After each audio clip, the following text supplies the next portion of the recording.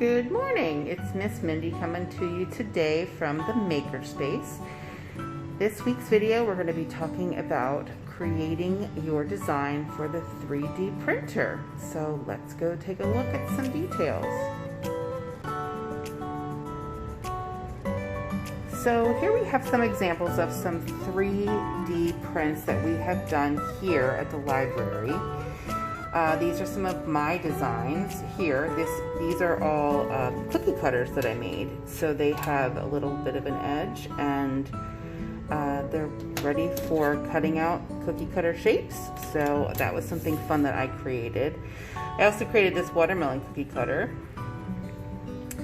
And of course, this is one of the designs that came with the 3D printer, and we have it completed. So we have a full completed frog here, but we also have this piece here that shows you that it's not fully, it's not, you know, they waffle the inside to save on supplies. So, but it's very sturdy and it's, you know, really great to use. And this was the very first thing that I created, and it's PRPL for Pottstown Regional Public Library, and it's just a little kind of paperweighty sort of thing. There's a keychain that says Mindy, and there's a keychain that says Cheyenne, and we have two different flexibilities of material. So this is one of our more flexible materials, and you can see this one kind of, you know, really does bend. So we don't make a whole lot of things out of this just because they're not as sturdy. But then we also have this. You can see that waffle design again. But when I try to bend that, this is very solid. So this is what most of the designs will be made out of. Okay? Now when you send us your design, we're going to check it out to see if it is set up in a way that will be, you know, effectively and efficiently printed. So here's some of our mistakes, or my mistakes. So it could be as simple as this, where the eye was not fully attached to the I Love Books. So that came off as a separate piece. Or this was another cookie cutter that I was trying to do, and you can see something happened that the cookie cutter edge part just didn't print. So that one didn't work out so well. And again, here's another example of the cookie cutter that didn't have an edge. But we also tried some rings. Now rings are difficult, and the design did not show the center filled in here, but when it printed out, it did fill the center in. So we've tried that a couple of times. So we tried to lay it down, and while it worked, you can see it's not super pretty. So rings are not the easiest thing to print. Like I said, we will look at your design and see if we can touch it up to make it print correctly. And if it doesn't, we will give you what comes out, but it may not, you know, be what you're hoping for. But we want you to try. So try your best to create whatever design you can. And even if it has some faults, we can work from there.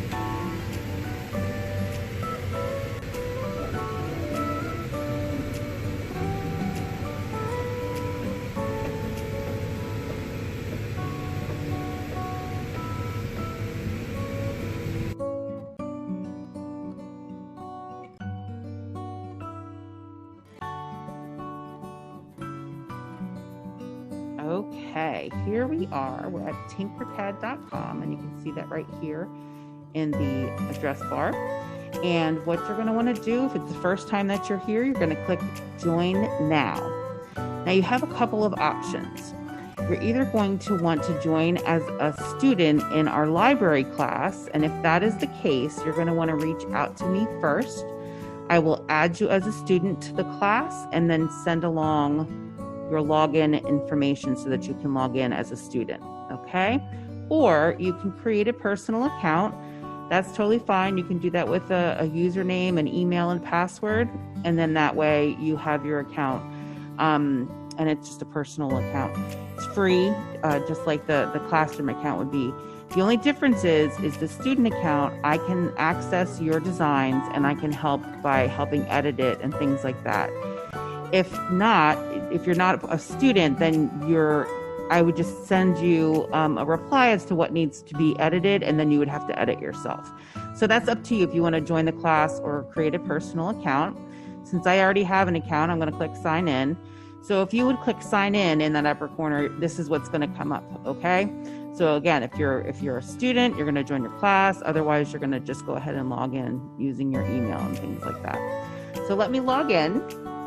This is my email address here at the library, and also the email that I use to log in here. Okay. Alrighty, so now once you get signed in, this is what the page is going to look like when you get here. Now, all of these designs here, this will be blank until you start creating, but it will save every design that you start to create automatically, okay? So before we decide to create a design, we need to learn how to use Tinkercad. So I highly recommend the first thing you do is come up here to where it says Learn and click on that. There's 3 different sections that you can work through. You're going to start with the starters, obviously. These are just really starter lessons that are going to help you to see how to function in the work plane of Tinkercad, okay? So let's take a look at the first one. So we have the place it. So we're just going to click right there anywhere in this box, and it's going to take us to the very first starter lesson. And we're going to reset it because it looks like I already did that one. So yes, we're going to reset the progress. Okay. So when you get here, it's going to look like this. It's going to have the information over here on the left-hand side, and whatever your activity is going to already be on the work plane for you. So you just scroll down in this side column here, and it tells you step by step what to do. So this says, see the orange shape in the work plane. Right there it is, orange shape.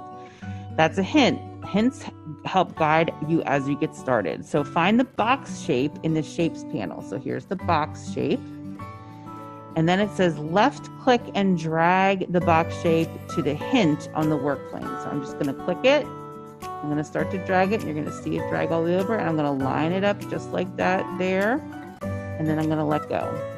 And right there it is. Okay. Then it says continue to the next step.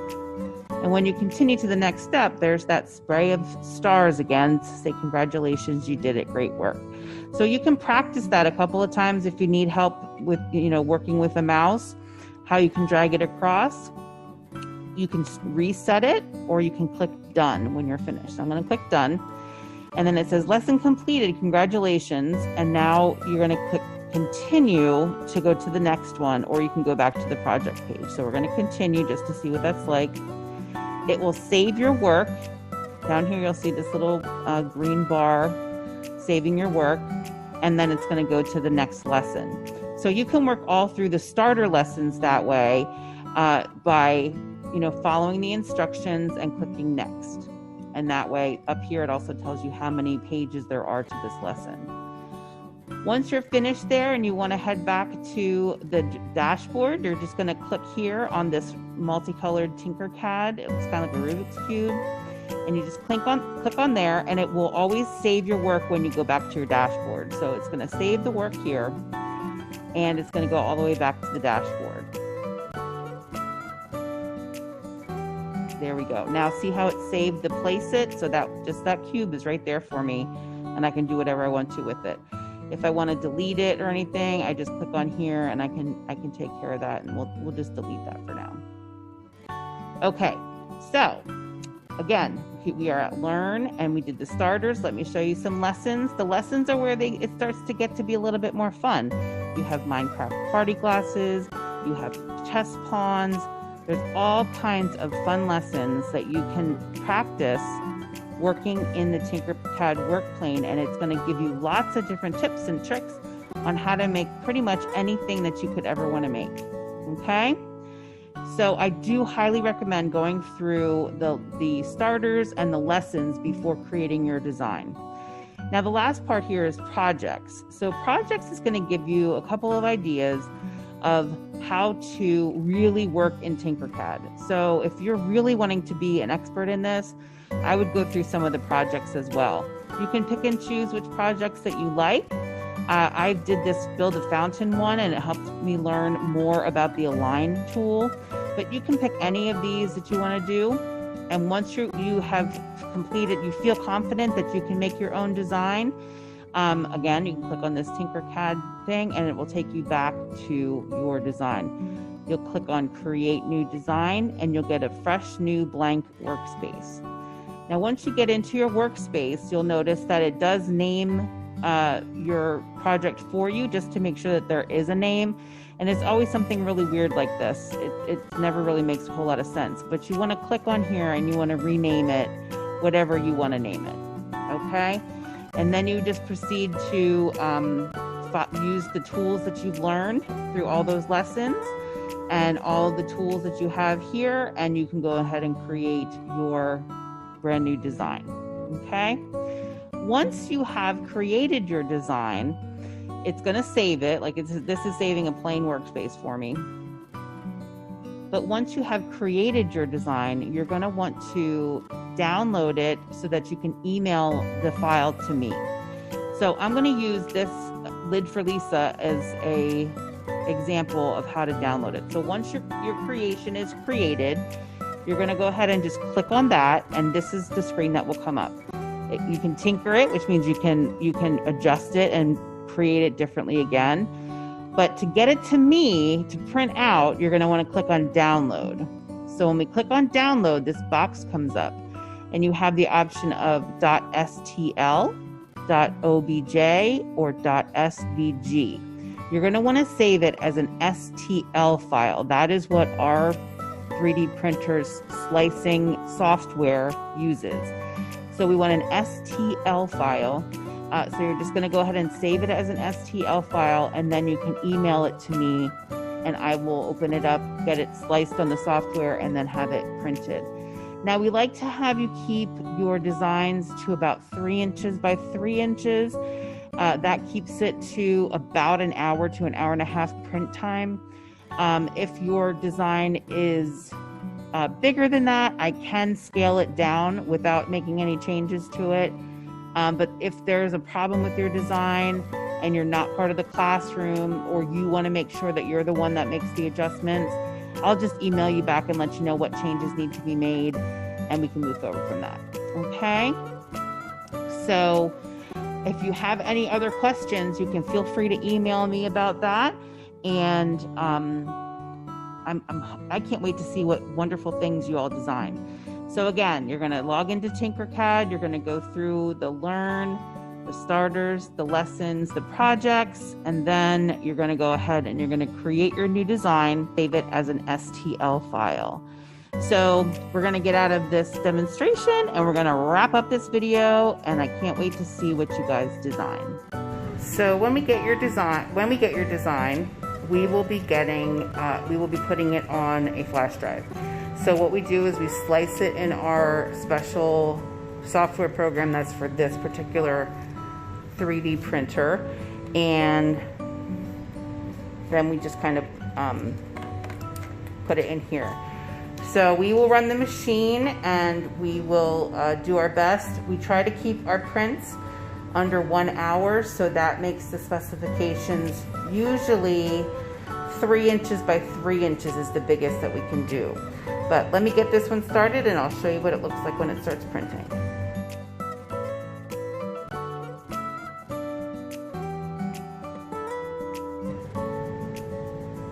Okay, so go ahead and log on to Tinkercad, and I can't wait to see what wonderful designs you come up with. If you have any questions, please just email the email that will be on your screen in just a moment. Have a super day, everyone. Bye-bye.